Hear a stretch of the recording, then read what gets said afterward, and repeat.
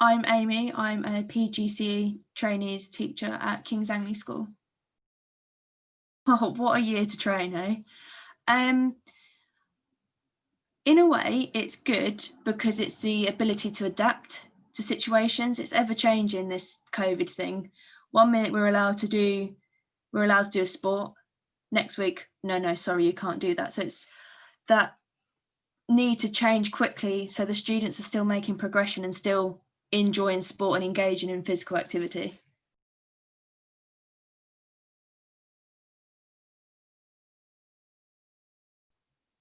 I think more actually.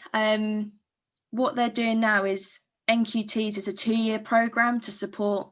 I think it was just a general thing they were doing anyway, but especially with all this COVID stuff, a 2-year NQT programme will help teachers like me training, stay in the job. I mean, it wasn't until maybe this time last year that I wanted to be a PE teacher, and I didn't think anything much of it because I was just a sports coach in a primary school, but I'm so glad I took the jump to do it. And then this isn't going to be forever. I think people forget that. In like however many years' time, I'll look back and be like, oh, easy. You want me to adapt on the spot? I can do that.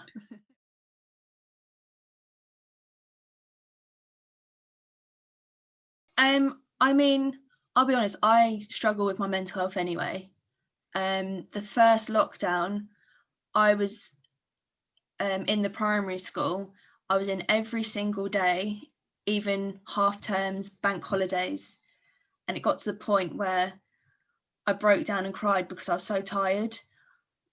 The main thing the head teacher wanted us to do was to keep them happy and keep them safe.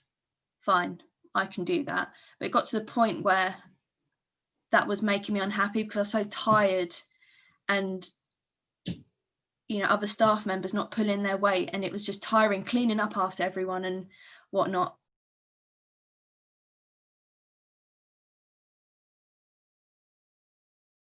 I can ask them how they're feeling. How can we deal with this? Like, my teacher mentor was my teacher, so I can ask the stupid questions. And if he says, are you okay? And I can say, no, I get that support.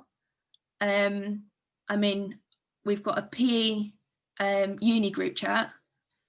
So all 15 of us are all pinging messages. What are we doing for this? What are we doing? We're all together in this. There's like 2 other trainees at my school, a maths and history teacher. So we can sort of vent at each other.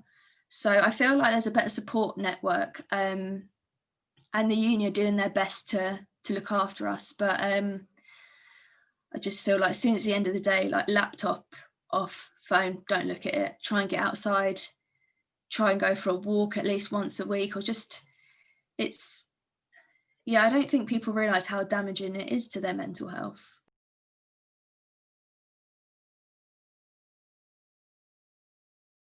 You have to pretend you're okay, and you have to be that bubbly person. God knows what we used to do. We used to do like scavenger hunts in the woods attached to school, or having to be that happy person all the time. And you get home and you're just knackered. And it's sometimes like now, I've had like a rough day, I haven't slept well, but then you're having to be upbeat on Zoom.